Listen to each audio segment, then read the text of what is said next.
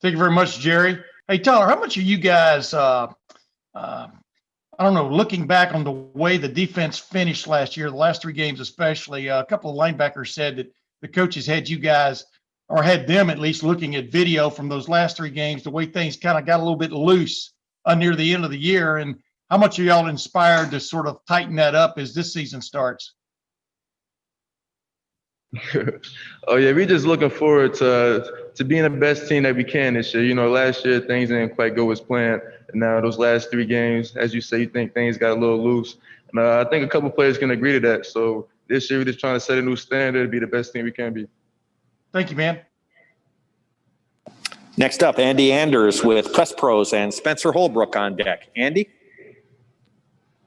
At defensive end, how have you been preparing for the season to, step into more of a rotational role?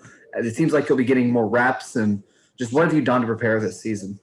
Really just changed my body around. You know, a big part of my off season was getting my body fat down and increasing my flexibility.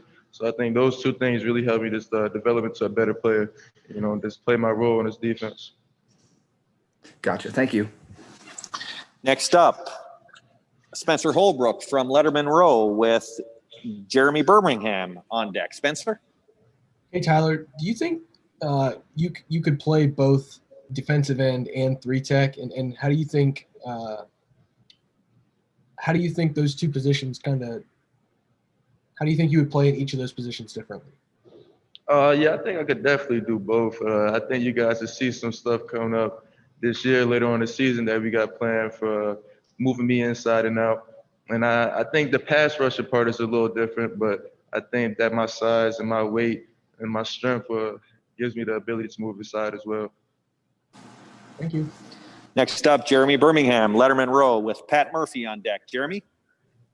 Hey, Tyler, heading into this season, how prepared do you feel like you guys are as a group to make that step? Because you have a bunch of guys like yourself and Javonte and Zach and Tyreek, but none of those superstars that we've sort of been accustomed to here. What is the step that you feel like you have to take to get there without that big name? The key thing that Coach Jay keeps telling us, the most exciting part about the season, that we're a bunch of no names. We don't have a Bosa, we don't have a Chase Young right now, but that's just how we like it. We never stopped working ever since that last game last year against Clemson. And I think especially Javonte, Zach, Tyreek, and Coop and myself, I think we took that personal as just being the best defensive ends that we can be. Next up, Pat Murphy with 24/7 Sports and Nathan Baird on deck. Pat? Zach was just talking to us about how much you guys learn from each other and watching each other in practice, those type of things. Can you just talk about what you see from other guys and how you take little bits of other people's games to add to your own, so to speak? The thing that's so exciting about our DNs is that we got flavors. Everybody brings something different to the table. Javonte and Zach with their speed and their length. Coop with his ability to control the line of scrimmage with his strength and also get off the ball. Tyreek, he's just so explosive overall. It's just so twitchy. So we all got these different things that we bring to the table, and they all work out well now. Next up, Nathan Baird with Cleveland.com and Brendan Gulick on deck. Nathan? Hey, Tyler, why couldn't Tyreek Smith have a breakthrough season this year? You said, why can't he? Yeah, why can he? Why would you expect him to have one? Just for Tyreek Smith being Tyreek Smith, I feel like if Tyreek Smith was a starter anywhere else, he'll already be that big name. You know what I'm saying? Like Tyreek, the way he gets off the ball is just something beautiful to watch. I tell him every day, that's some of the craziest get-ups I've seen, And the Chase and Nick has been here. I've seen both of them play. And I tell Tyreek, I was like, man, you got it. You got it. So, yeah, I could definitely see Tyreek emerging into that star. Next up, Brendan Gulick, Buckeyes Now on SI with Austin Ward on deck. Brendan?